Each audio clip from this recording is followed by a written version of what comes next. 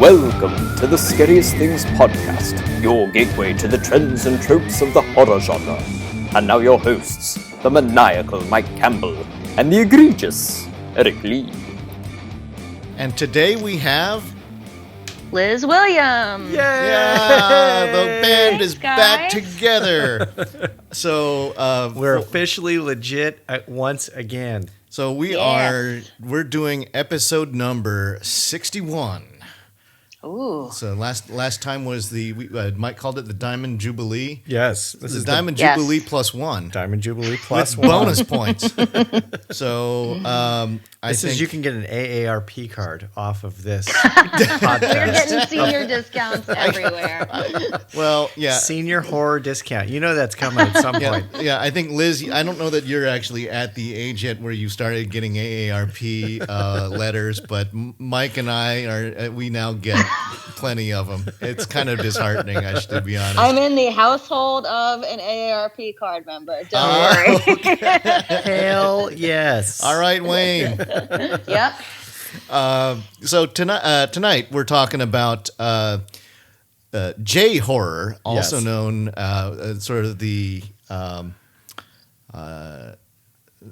name given to Japanese horror movies, but we're sort of expanding. This is the equal opportunity J horror podcast because we're going to allow probably, I don't know, maybe some South Korea in here, maybe some Hong Kong. We'll find out what Liz has up her sleeves.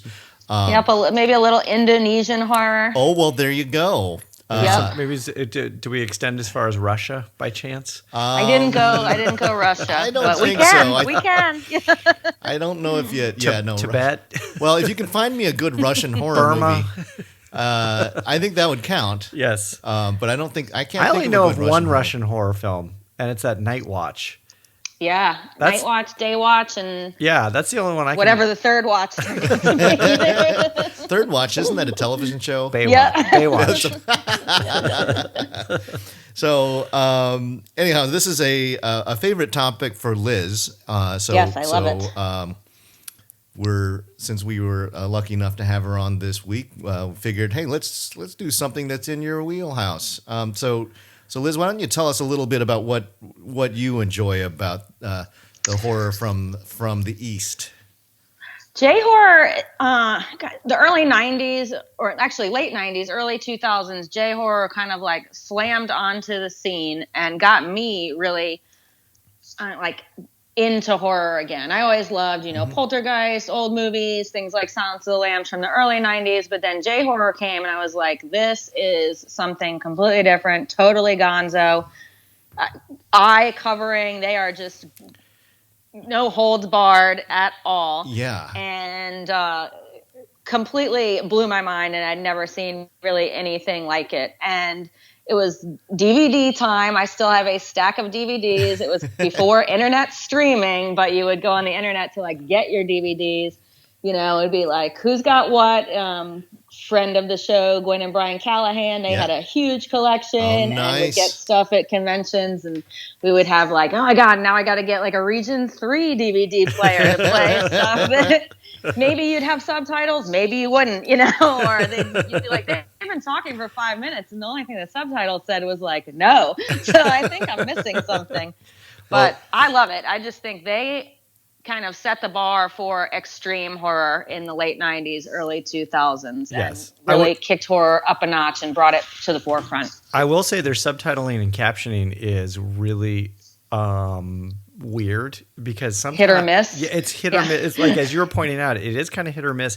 And weirdly, they will show stuff they will show clearly it's writing in Japanese, Korean, etc., and there will be nothing subtitled on the screen. Right. And so you're kind of just left to guess what it is they're showing you. And then sometimes they'll tell you. Mm-hmm. Sometimes it's hit or miss. It really depends on the film. I think Mike, one of the things you have to remember, if you're going through it's like get something on Amazon, you actually have to go in and turn. All these,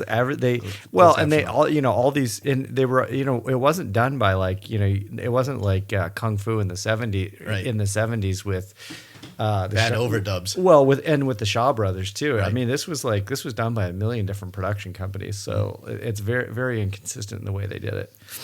Yeah. I think you're absolutely right, Liz, that J-horror was like jumper cables to the genre. Yes. There was, I think, a certain sameness in Hollywood horror, and the indie scene really hadn't come back strong like what we currently have. And so, I mean, you had a few gems out there, but a lot of the stuff was, and I think the reason why we got Wes Craven's New Nightmare and Scream and these very self-reflective, God, we can't think of anything new kind of movies, so we'll break the third wall and actually talk about the tropes that are cliche. Right. Well, and Japanese horror definitely has tropes, whereas the U.S. did go to some tried and true tropes, which was hillbillies and torture and teens over and over and over ad nauseum,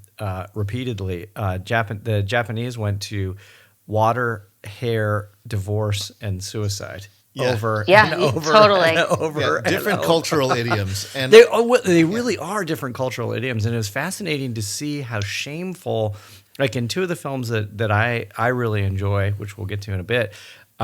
Divorce was such a taboo thing, and it's people. It was like that was the genesis of these ghostly apparitions, was the fact that somebody got divorced, and I'm like, that's okay, you can get divorced, it's not a problem. But in Japan, not so much. It is a cultural shame. Yeah. And I think we'll see if we hit a couple of the ones involving suicide. Yeah. Often are, which is like every fourth J-horror film has the title or has the name suicide in the title. Right. There is a sad history that they have to battle against, and suicide for reasons that are slightly different than sort of like in Western culture, it's depression. Right. Not to say that or the depression is brought on by I can't find a girlfriend kind of things, right. or the where in Japanese culture it's I've shamed my business, I've shamed my family, the whole notion of seppuku and although there's a heavy element of loneliness too. Yeah. That's like loneliness and seclusion is the onset for a lot of these films as well. And so ironic that it's loneliness in some of these megalopolis, it's the classic kind of a thing where you're most lonely surrounded by millions of people. Right. So, all right, well let's get into it. I think we've divined it. Yeah. Roughly. Sure. Sort of. Liz, why don't you start us out? Okay, I'm starting out with the first one that I kind of remember seeing, and that is 2000's Kinji Fukasaku film Battle Royale. Woo! Nice. Okay. This is one of my all-time favorites, and this is based on a novel yes. and this is going to be pronunciation slaughter episode for me, so I apologize. Well, if you do it with the southern twang, it'll be charming. Yeah. Koshan Takami, he wrote the novel, and it's a big book. It's about 500 pages and the premise is a group of, I guess, about ninth graders is sent to fight to the death by the Japanese government in a mandate called, they didn't really say, but it's the Battle Royale. Yeah. So it's kind of the premise of the Hunger Games or this kicked off the Hunger Games. Yeah. No, so, I heard that a lot. I think particularly when the book for the Hunger Games came out, they said, hey, wait a minute. I heard the Roger Corman film Death Race 2000 kicked off Battle Royale. Probably. Chicken in a casket. Any kind of government mandated fight to the death. Yes. But another thing that especially the Japanese horror more than kind of the other Asian horrors is, man, they love having like young teens fighting to the death. It is yes. a lot of kids fighting and kids killing each other.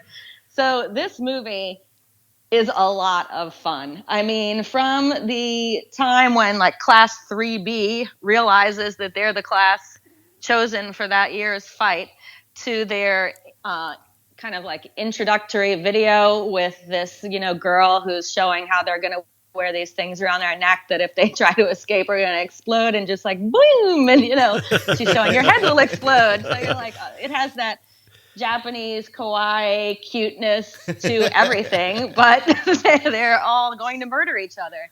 So we've got our class of about 25 students. Some of them are like, this is not for me, and they're going to kill themselves. Some of them are sitting ducks, and they're just not going to fight back. And then you have a teen named Shuya, who is your Katniss Everdeen, and going to fight. And why should we fight? We should fight the government, kind of thing. So it is a bloodbath. All the kids do end up killing almost everybody. And then it does set up, and there is a Battle Royale part 2, but dear listeners, just don't watch it. Just stick with Battle Royale 1 and skip Battle Royale 2. It goes a little nuts and a little sillier than Battle Royale, and just kind of ruins the first film. So stick with the original. Now, Liz, I have to confess, I actually haven't seen Battle Royale yet. What? Oh, it's great. It's great fun. Where have you been? I know. Hey, well, listen, I'm going to pull one on you that I guarantee that you haven't seen yet. I have seen Carrie, for the record. Yes, me too. Damn it, that was going to be. Wait a minute, that's not J-horror. Did they establish that this is sort of the modern Japanese government, or is this sort of an? Well, it's sort of set in the sort of future? like near future. Yeah, And but it's not like, super far in the future. It's kind of the thing that you can almost see coming, kind of like the Hunger Games. Right. Like it's there's nothing in the like future, but not far outside of the imagination of what could actually happen. But the premise is pure blood sport, I'd assume. It's not Right. like it's not like we're trying to televised blood sport. Okay. Yeah. Yeah. Yep. Or like Running Man then. Well, and it's to satiate. Yeah, kind of. And a lot of it is to satiate the sort of classist system that's been like set up. Yeah. Again, like Hunger Games. Kind of. Yeah. Yes. So Well, the actually, Hunger Games definitely drew on Battle Royale. No, there's no. The thing that's great about Battle Royale is it really is fully emblematic of that wonderful juxtaposition of all J-horror films, or not all J-horror films, but sort of Japanese culture in general, which is like the vile and the hyper cute sort of mushed together as one sort of continuous concept, and you're like, no, these two things are pretty antithetical, and only the Japanese. But the Japanese are like, oh no, we're gonna show you a bunny rabbit, and we're gonna show you the bunny rabbit killing somebody simultaneously. Yeah. Yeah, that's not like the Italians don't do that. No, yeah, the Swedes definitely don't do that. No. So, okay, Mike, what's your number 3? All right, my number 3 is also going to the early 2000s. This is a 2002 film called Hepburn Honogurai Mizu no Soko Kara, also known as Talk about butchering the language. Dark Water, or From the Bottom of Dark Water. This is a great film. This is kind of what I was talking about earlier with the sort of the concept of divorce and family and shame and loneliness. This one is somewhat of a slow burn. There's not a lot of gotcha moments in it, but it essentially involves a young woman and her very young daughter. I think her daughter is just starting kindergarten, so that would put her in the 5-year-old range. And she has been divorced from her husband, and her husband is effectively, detached from the family, but he's putting his wife and daughter through the water torture just to be nasty about the divorce, and it is slowly but surely driving the mother crazy. Simultaneously, she's forced, because of economic hardship, to move into this really, really dingy apartment building. And dingy apartments are another thing in Japanese horror. Yep. They like their dingy apartments. And right above, right above their dingy apartment, there is a slow leak that is dripping through the ceiling. Dark water, yeah. The thing that's great about this is that all those qualities I talked about earlier, suicide and water and hair and divorce and shame, everything you want in one clean package. In one film, yeah. And so eventually, the mother and the daughter quickly discover that there was a missing girl approximately 14 years earlier, and that missing girl is haunting the apartment building, and she's roaming the streets of where they are at. I can't remember if it was in Tokyo or not, but anyway, the missing girl is roaming the streets. She's torturing them. She is inhabiting the apartment building. They eventually discover that indeed there was a family that had lived above them, and the water has effectively been running for 2 years since they moved out of the apartment building. That's nobody bothered calling management. Right. Like, Yeah, the management is this strange old man.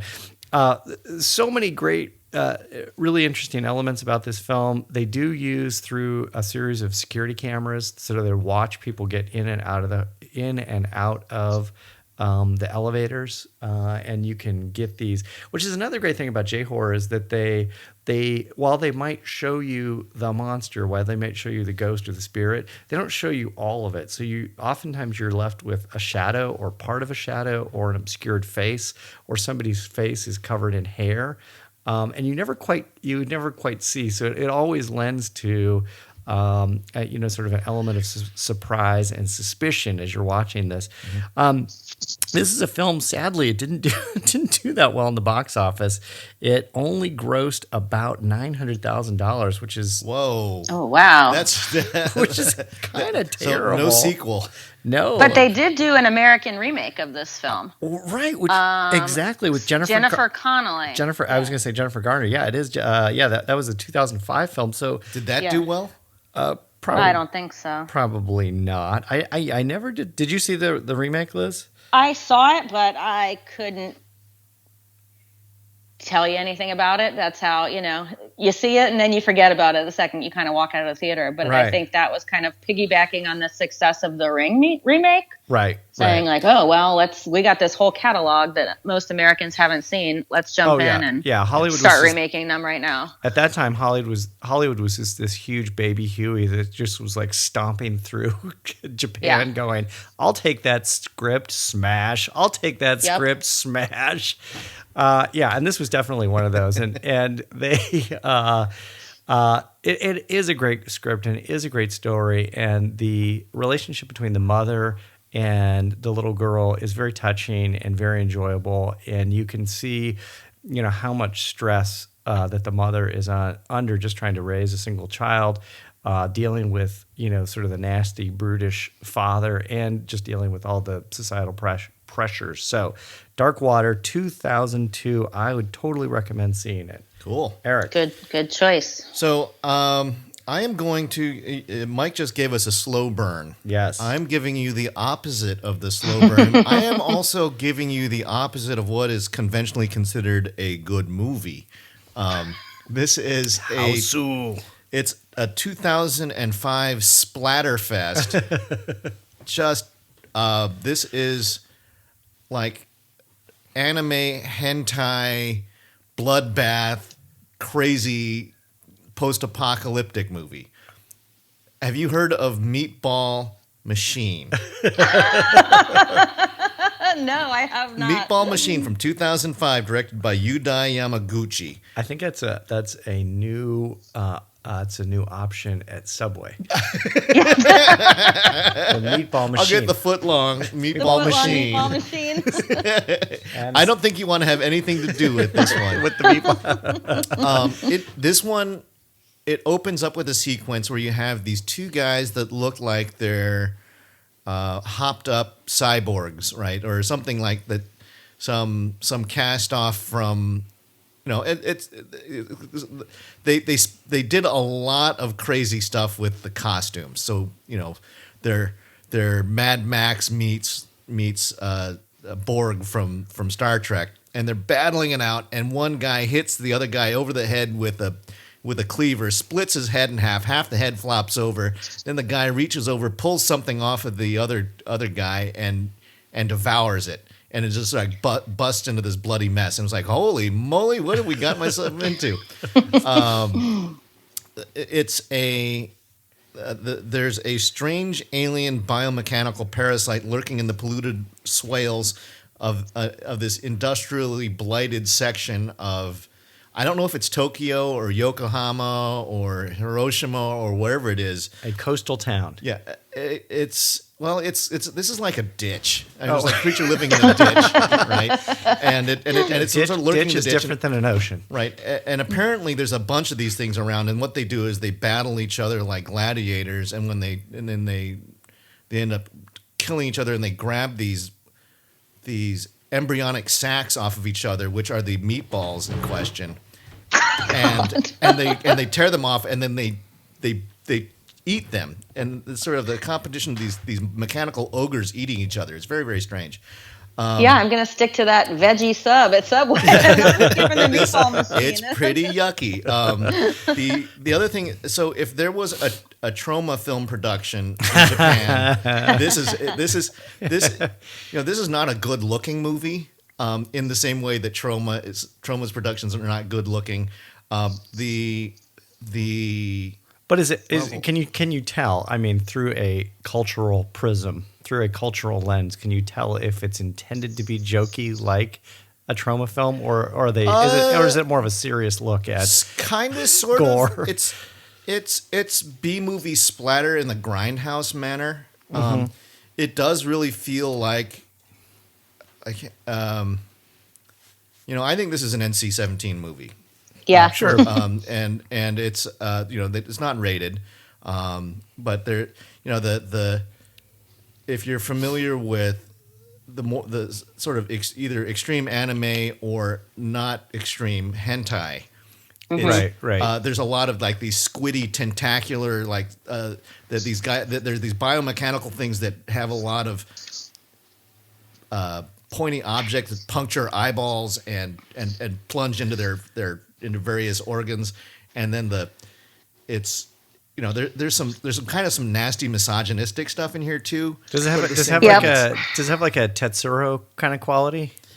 I don't know if I can draw that conclusion. All right. But what it is it's bonkers. Sure. It's fun. It's gross. Yeah. It is. I think for the most part, it takes itself seriously. There are a bunch of disreputable characters who you don't like. The primary protagonist is a young man who's the classic, looks like he stepped out of a comic book Japanese hero. He's kind of slightly androgynistic looking, and he's got the bangs in front of his eyes. Right. And he's quiet and sensitive, and then there's the girl who he longingly matches eyes with across a fence, and they kind of fall for each other. Unfortunately, they both end up becoming these mechanical cyborg things in this whacked out world, and there's no real solid plot going on here. But you see, Eric, was this one that you had to source out at your Movie Madness, that Portland Gem, or is this something we can all stream online? It's free. Oh, wow. It's free Okay. on Amazon, and so they have it there. They also have and it was successful too. So successful enough that and the reason why I got wise to this is that I had seen at a film festival that we weren't able to attend, that they were screening the sequel to it, Meatball Machine Kodoku, which was done in 2017. So there was like a 12-year gap between the two. Now, I will tell you that... Did you know that there's a Meatball Massacre food truck in Knoxville, Tennessee?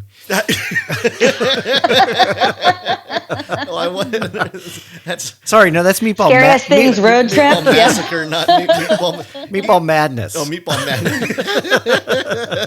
I don't think I'd want to be anywhere near something called Meatball Massacre.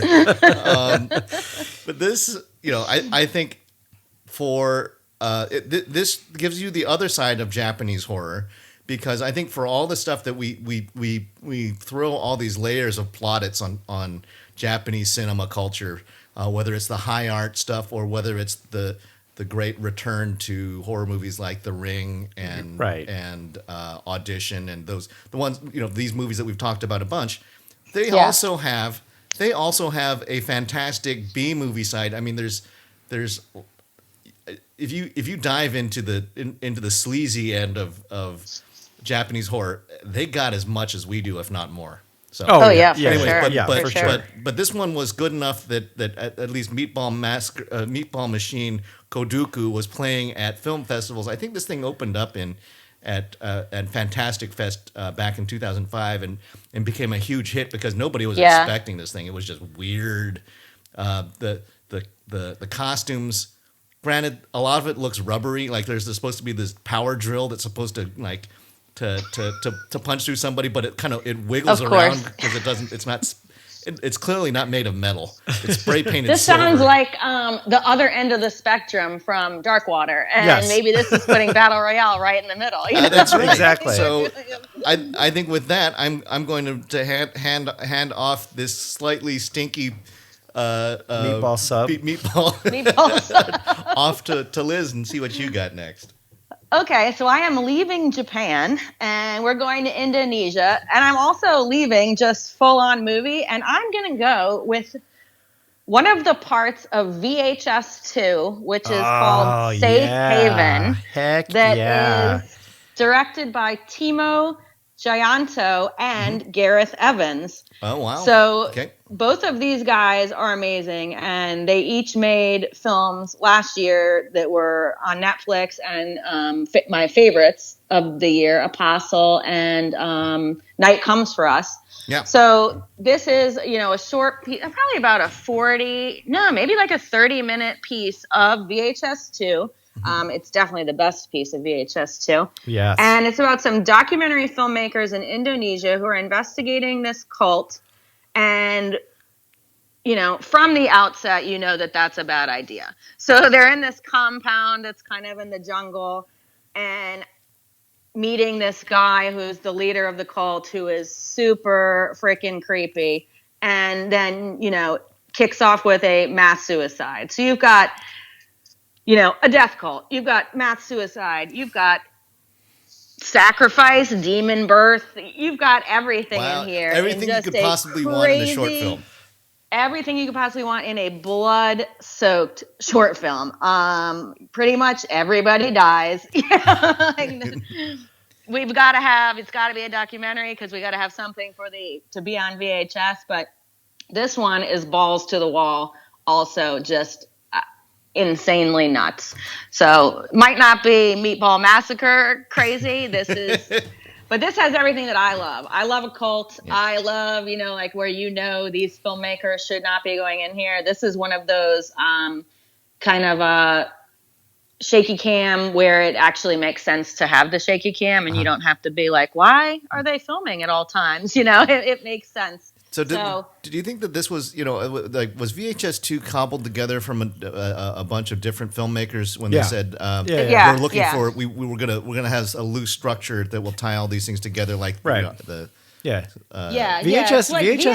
was one of the series. Kind of first anthologies that I remember seeing, and VHS, the original one, is, in my opinion, fantastic. Of course, there's going to be some weaker links, but all in all, it was solid. VHS 2. A couple more weak links, and then VHS 3, there was like one link just trying to hold them all together, and it kind of. But they've got some incredible filmmakers who are in on this, like Adam Wingard, this is Gareth Evans and Timo Gianto. Like, there are some great filmmakers coming out of this, and it just also goes to show, like we've always talked about, how much we like seeing short films at festivals. Mm-hmm. This is. Doing a short film is kind of harder than doing a movie because you've got to condense everything. Right. And this is short film done absolutely right.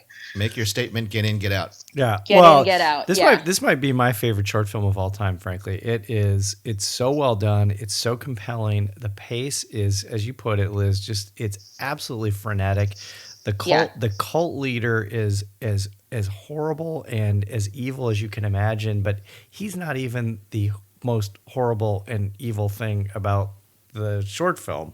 And we talked about this at one point. I can't remember if it was in the context of cults or the context of A Bridge Too Far or what. Yeah. I can't remember where we talked about this, but The end It fits scene, both of those. yes, where the woman gives birth to the demon, to like a Yep. not a baby demon, a full-sized Holy shit. a full-sized demon. Does she survive the ordeal? Oh no. Okay. No. What do you think, Eric? Yeah. It's like, how does Yes. You're so positive. Yes. Oh, she's gonna make it for sure. Yeah. She's Make it, yeah. she's still convalescing right now as we speak. Yeah. It was they had to do a C-section, but I think Yeah. there's a few stitches. This was an X, Y, and Z section. Yeah. This yeah. was an yes, yeah. Well, and not having seen Meatball Madness, Meatball Massacre, or Meatball Machine. Meatball Machine. Meatball machine. I guarantee you, this even packed in whatever 20 some odd minutes, this is way more gory. This is one of the most gory things I've ever seen. Now, It is. Liz, It is. I know you're a big fan of Chijanto's "The Night Comes for Us," aren't you? Yes, I am. It's another one where, and that's kind of more like a It's a kung fu movie, more like. yeah, isn't like it? almost a kung fu movie. It is just a violent fight movie, and it is probably the most violent thing I've ever seen. It was one of those movies where I'm like, oh, this is great. I'm going to watch this. And it's just like, oh, that hurts.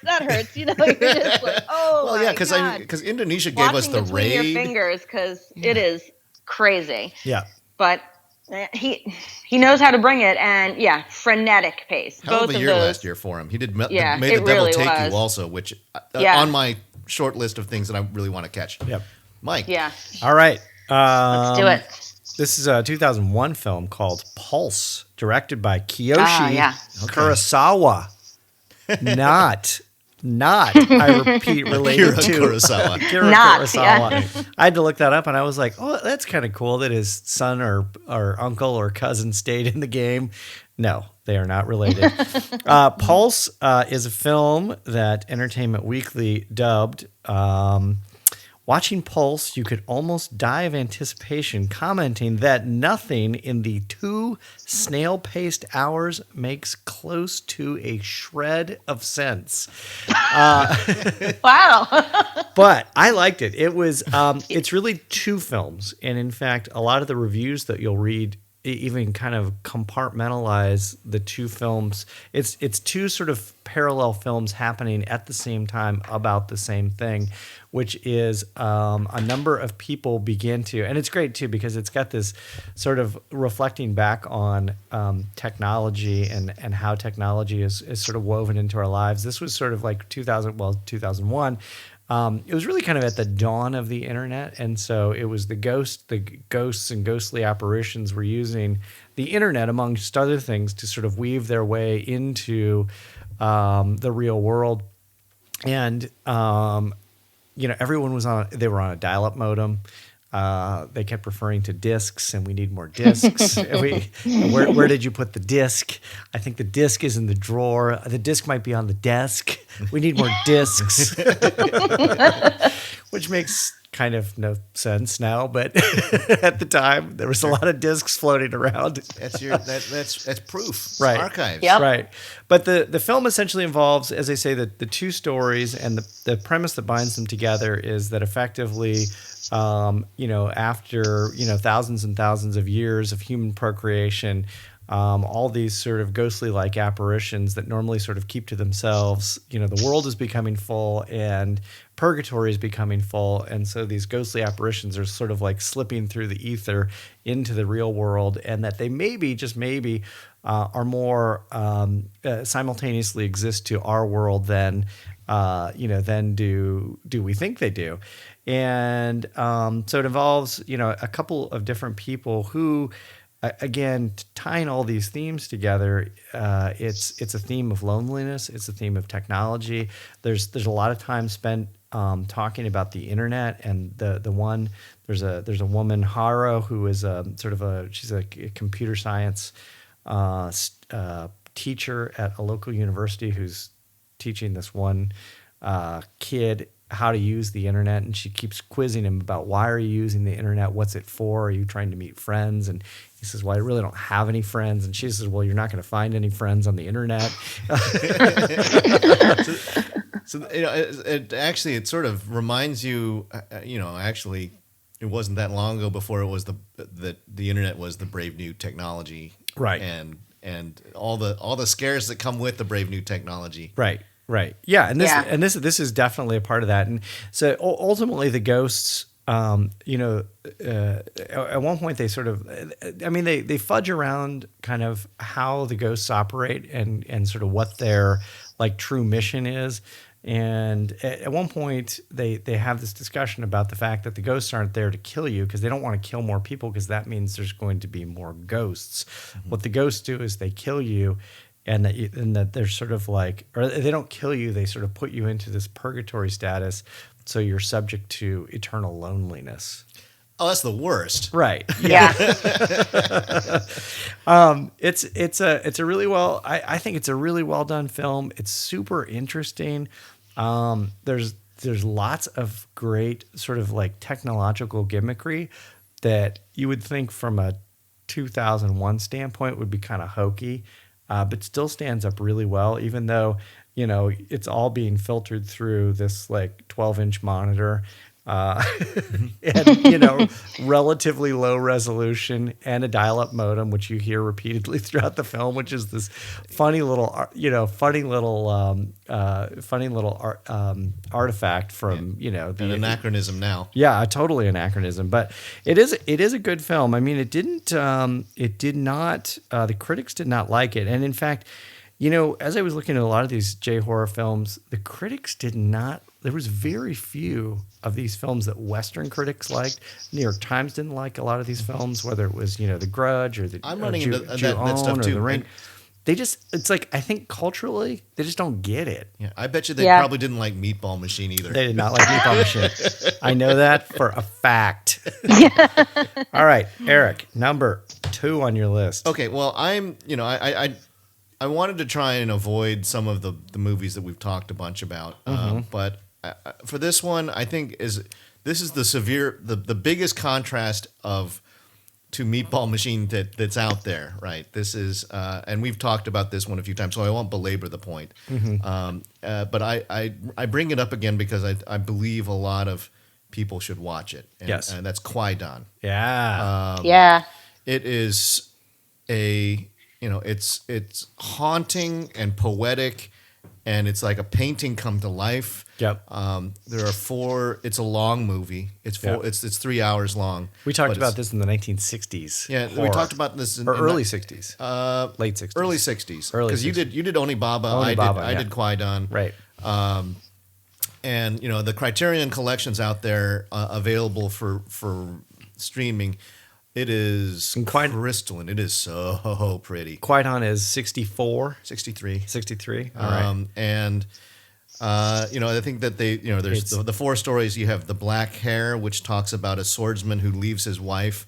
And kind of like in an Aesop's fairy or a fable, it's like, don't go chasing money, leaving a wife who loves you for a woman who's distant and nasty.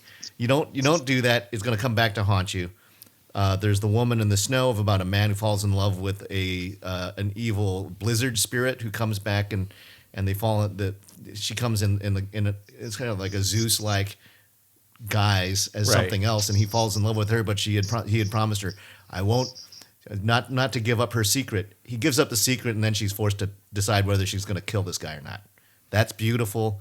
And it's Shakespearean stuff. My favorite one is called Hoichi the Earless, which actually takes into real Japanese history of the battle of Don no Ura, fought between the Taira and Minamoto clans, and it's epic. In the whole preamble to it, it's if you did a stage play, the most elaborate stage play ever, that's what you get with Qui-Gon.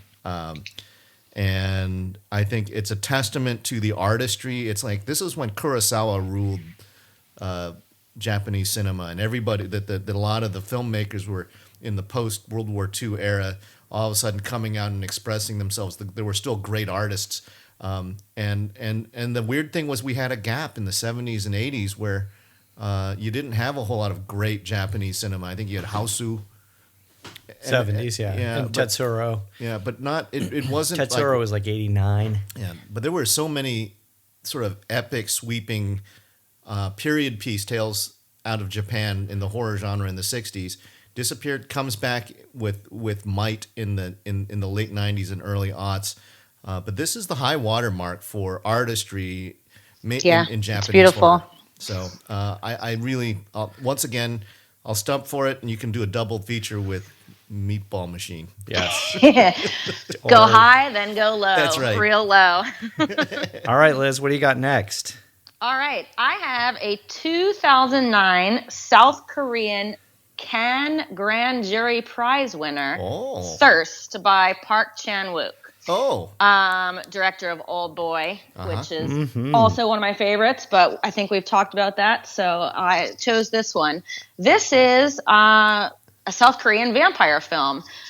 Kind of, if you are a fan of the movie that came out maybe like 2013, 2014, Only Lovers Left Alive by Jim Jarmusch with Tilda Swinton. Kind of has that kind of vibe, that like real cool looking, sexy vibe. But this one is about a priest who volunteers at a clinic that's doing a trial to find a vaccine for a disease that's kind of like sweeping called the Emmanuel virus. But unfortunately, the trial doesn't go well, and he gets this virus. And then kind of undergoes this miraculous recovery. So people think he's a healer, and everybody's flocking to him. But in truth, unfortunately, he has really succumbed to the disease, and he's kind of a vampire now. But he goes to a mahjong game at a friend's house, and then also finds himself desiring his friend's wife. So this is also kind of a psychosexual taboo, because he's a priest, kind of film. Of course, he turns her into a vampire and some murders ensue. But it has one of the most gorgeous endings ever. So I won't spoil the ending, but it's beautiful. And it's just, Park Chan-wook is just such a great filmmaker, and everything is so thought out. And this is a gorgeous film to look at, even when it's kind of got this washed out sunlight vibe that doesn't really go with the vampires, but then just covered in blood. So would you say that Korean, like how much of Korean vampire movies do you think is influenced by the Western sense of vampires? Because, like ghosts, I think are the kinds of things that are universal, like that haunted by the spirit of dead people. I think all cultures have some version of that, but vampires.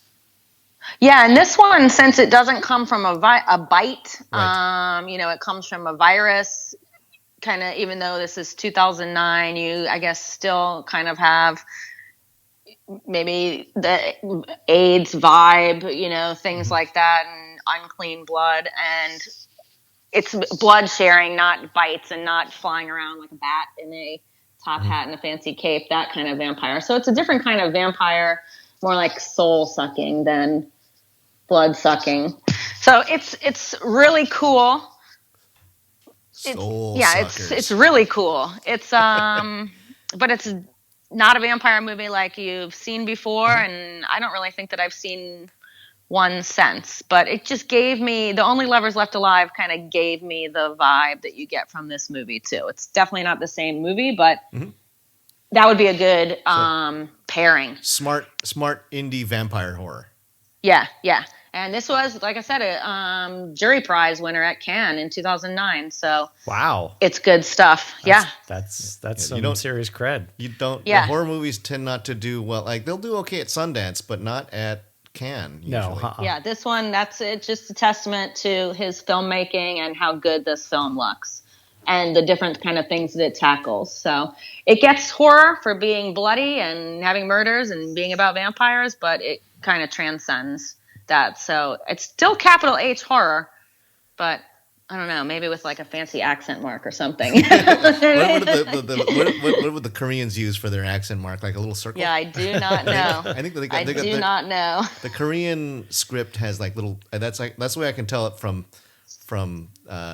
kanji or Chinese script, is they use circles. Right. So I'm saying throw a circle on it. K-horror. Throw a circle on it. Yeah, put a circle on it. K-horror. 2009. All right. Much like Eric, I'm going to go back to sort of a tried and true film that we've talked a little bit about before. It's a film that I had on my top 25 list. It's a film that also made the top 100 list. It's a film but we haven't really got to do too much of a dive into. This is a film, as I was talking about, Western writers not fully appreciating what's what. The Metacritic gave this a 48, and the Washington Post said this isn't a film that's particularly scary.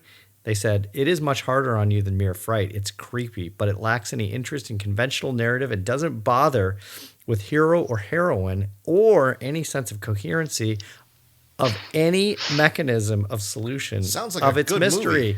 Yeah, well, I know. it's Ju-on, The Grudge. And even the New York Times said that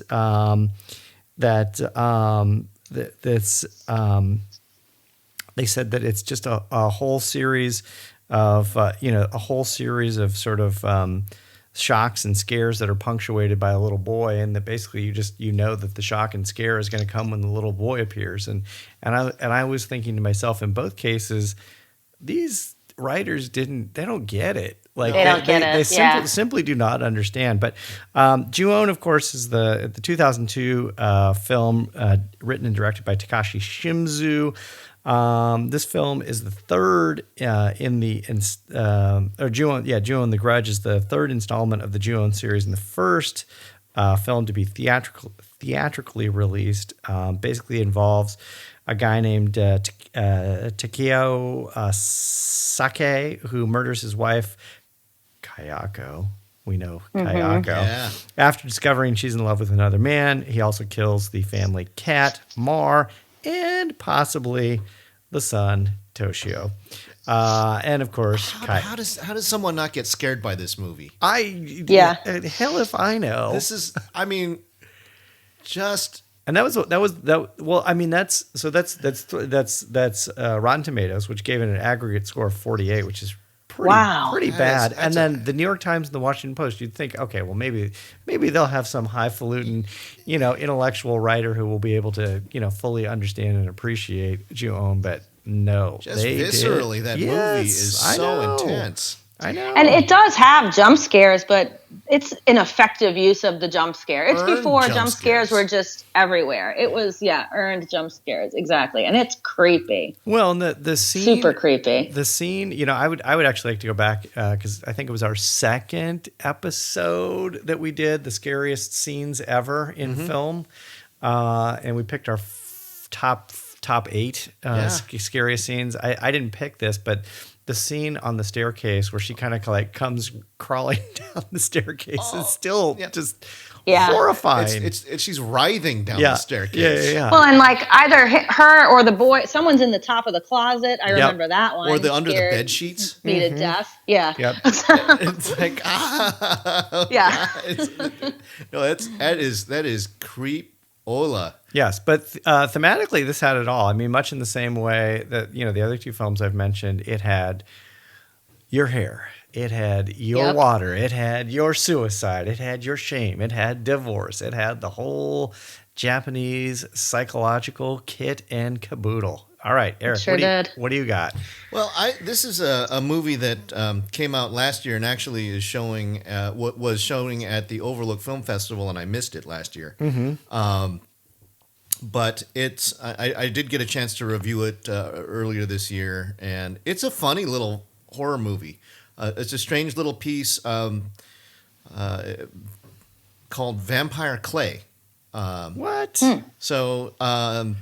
This is an indictment essentially against or a criticism about the way that the Japanese art schools, how difficult they are to get into, and what pretty much you get the feeling that there's some autobiographical baggage from the from the director here, because pretty much says that they're a bunch of charlatans, and that they. That they make it very. They open the movie by showing you what the acceptance rates to the major Japanese art schools are, and it's it's Stanford level hard. It's it's like so someone didn't get into film school is what you're saying. Yep. But what this so that there's a group of students in rural Japan, and they are trying to get into art school. And so they're in this academy that's training them for that purpose. The teacher is a product of getting into the school and then getting kicked out after apparently she didn't do what ran afoul of the one of the instructors, didn't agree with him, and so she got the boot, and she's been holding a grudge, but she also wants to try and get these kids in. She happens to find a bag of clay out on the side of the road, and she goes, well, it's a struggling little academy. It's not like, these kids are farm kids trying to become artists, and so they don't have a whole lot of money. So they're essentially practicing art in a barn like thing. And this clay, it's sentient. and there's one of the girls has just come back, and she had done some work in Tokyo getting a little a practicum in one of the art academies. Gets sent back to the school, and they go, oh, hey, you can Kaori, or Kaori, I think is their name. Well, you can use this clay. I'm sorry that I had to use yours. And then they said, okay, so we're going to make a likeness of yourself out of clay. And so she's shaping it with this clay that happens to be kind of this bloodthirsty and mischievous chunk of clay. And initially it does some things like it will reach out and will knock something over, or it reached out and it grabbed a razor blade and tucked it into itself. And so then when she was molding it, she sliced herself open while working on her likeness. Ouch. And so she thought she was being set up by one of her rivals in the studio. And so there's been some bad blood, and some, everybody's under a lot of pressure because this is Japanese society in a culture where very few people get into art school, and the teacher's going, you guys aren't good enough. You're never going to make it. I don't know what I can do to help you out. And so some of the kids try and stay late to try and, put in the extra effort because they're not naturally gifted. They're just going to have to try harder. And one night, that sentient clay decides it's going to make its move, and it attacks Kaori's rival and starts absorbing her. And it's kind of like the blob, right? Where it's like the more you struggle against it, the more it sort of consumes you. And it is a knockout sequence. It's one of those things where it's like straight out of David Cronenberg. And you're going, and she tries, because you can't get it off. You try and use your other arms, and you just get sort of wrapped into the whole thing. And eventually, it just sort of absorbs this girl. And what year was this one again? Last year. Oh, it was last year. Okay, right. Yeah, and essentially converts these kids into golems.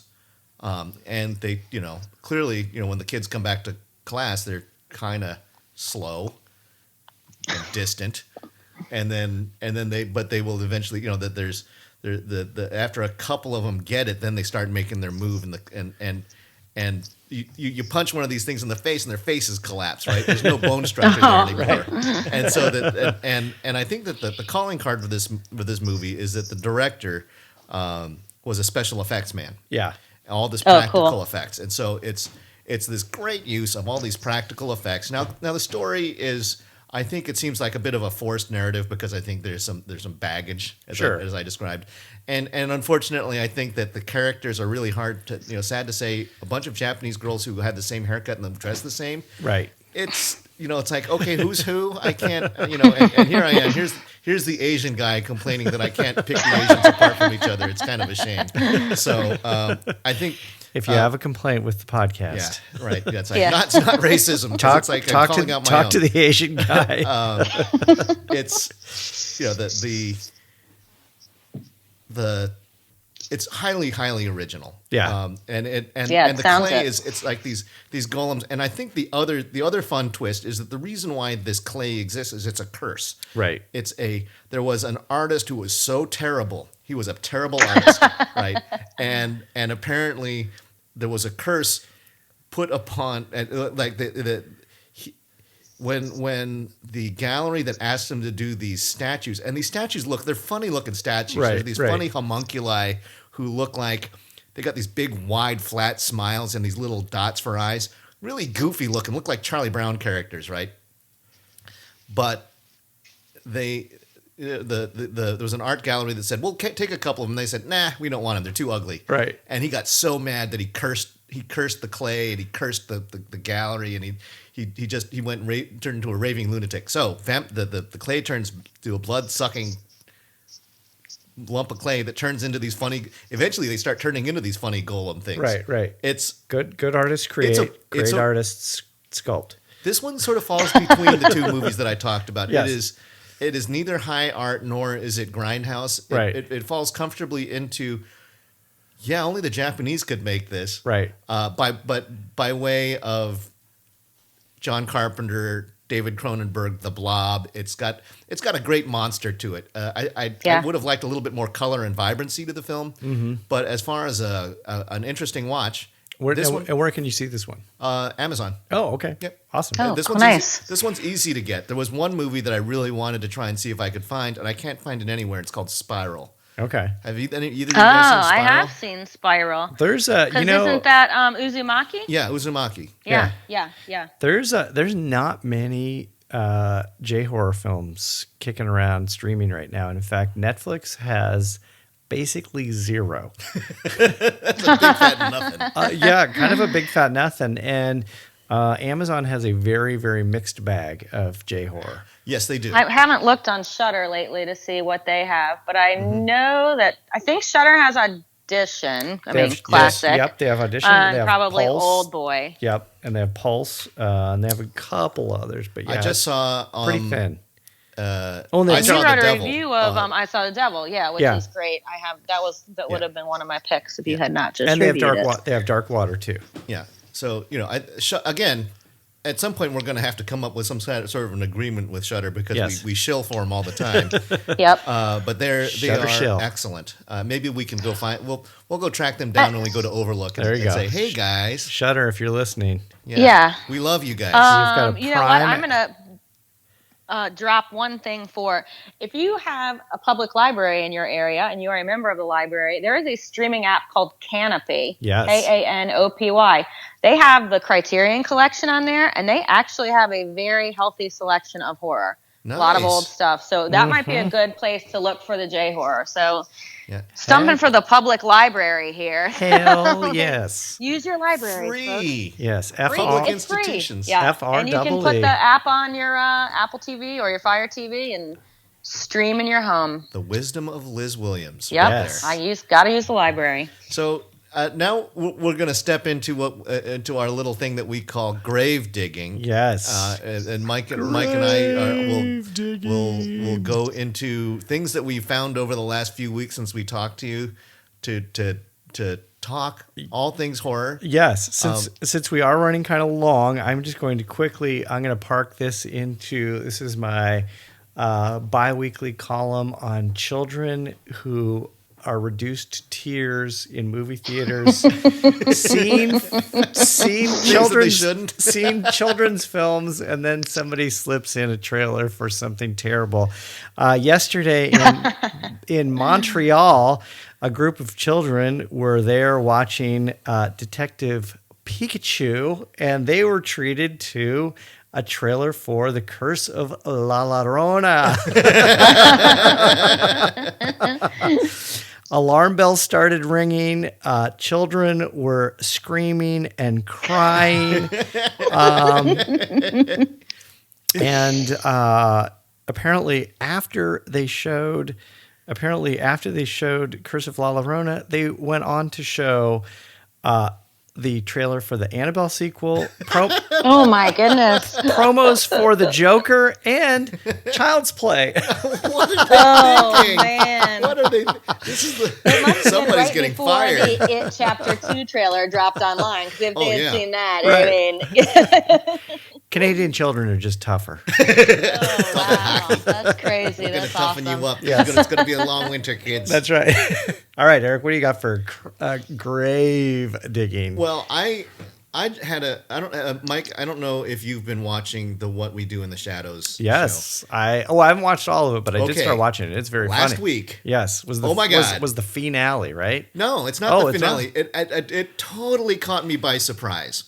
It is the all-star vampire show, and you wouldn't expect it. So I actually put a post on it. I normally don't post a whole lot about individual TV shows on our podcast or our website, Right.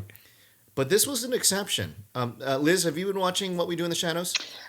I am a few episodes behind, but I have Okay. caught some, and I love it. So It's great. just be aware. Spoiler alert.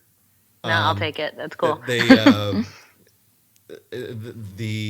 Nandor and Laszlo and Nadia they accidentally killed the Baron because they all went out partying and started drinking the blood of some stoned out party goers, and they got reckless and they didn't get back home in time, and Guillermo opens the door and it's daylight and cooks the Baron. Right, so he's dead. Guillermo is Guillermo. the manservant. The manservant, yeah, Yeah. the familiar. The familiar, yes, that's the term. And so, yeah. that was the end of episode, I think, 7. And episode 8 is the Vampire Council finds out about this, and they bring our 3 vampire protagonists to trial. And it opens up, and it's like, is that Dave Bautista? That is Dave Bautista. Okay, You're kidding. And then there's like, and then it's Tilda Swinton and Paul Rubens. Oh my God. And all 3 of and Jermaine Clement and Taika Waititi and Danny Trejo and What? Wesley Snipes. What? They What? they all show up. Oh, and Evan Rachel Wood. It's a Hall of Fame vampire show. They are the council, and it's all this kind of thing. And the great thing is that they refer to it's like, okay, so this is Tilda. She's kind of our leader here, and she's going to read the announcements. And Tilda goes, "Hi, everybody." And they go around. They all start introducing each other. Man, It's like, I have to watch it's like, it. And it's like. Wesley Snipes is Skyping in. It's like, I think there's something wrong with your microphone. And he goes, there's nothing wrong with my microphone. It's just a total deadpan, dry humor. And you're going, and each time with each reveal, and they start talking about who's not there. Right. And so I'm going to ask you guys. Yes.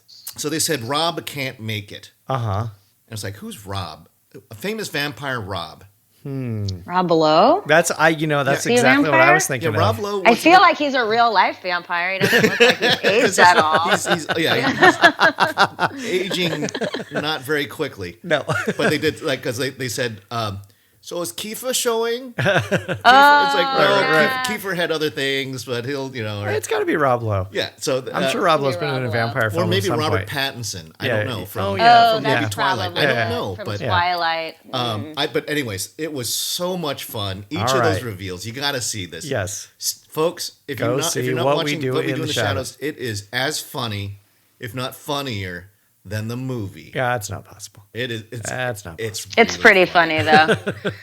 So anyway, so that's my grave digging. I don't know, Liz. I know that we sort of popped up on you on Yeah. this. Have you got? Let's anything? see. It's a super shallow grave. Go watch the It 2 trailer. Yes. I'm so excited for this movie. I normally try to not watch trailers because I don't want to know anything, but since I already know the story, I figured it can't hurt on this one, and it's going to be so good. I cannot wait. That is the kind of summer blockbuster I want. Forget the Avengers. I'm ready for It too. This one Mic drop.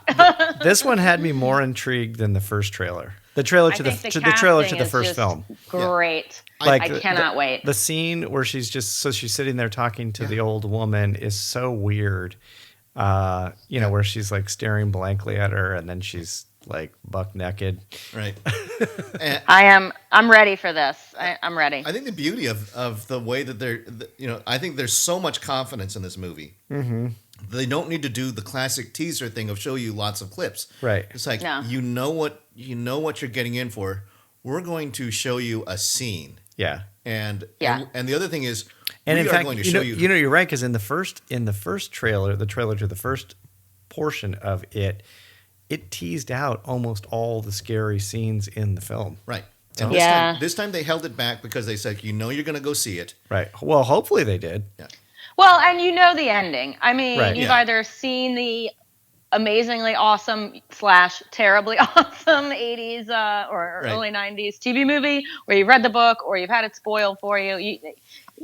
You don't need to do that. You don't need to tease it out. If you've seen part 1, you're going to see part 2. The cast, the way they matched it to the kids, I think is really good. Yeah. I'm really excited, and I hope that it is just as good as the first part was, because I loved it. And that was being scared at the movie theater. I hadn't been scared since Hereditary, so Nice. that was really a good one. I can't wait.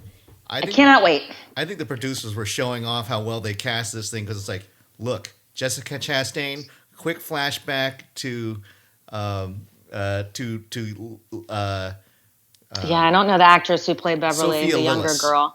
Yeah, she's great though. so anyhow, that's it. It gives me nothing but confidence for it. That's the big one. That's one everybody's been waiting for. Fingers crossed. Can't wait. All right, I'm going to take us out with a tagline from it. the 1999 Mike Takashi film Audition. She always gets a part. Now say it in Any number of Japanese, ways. Mike.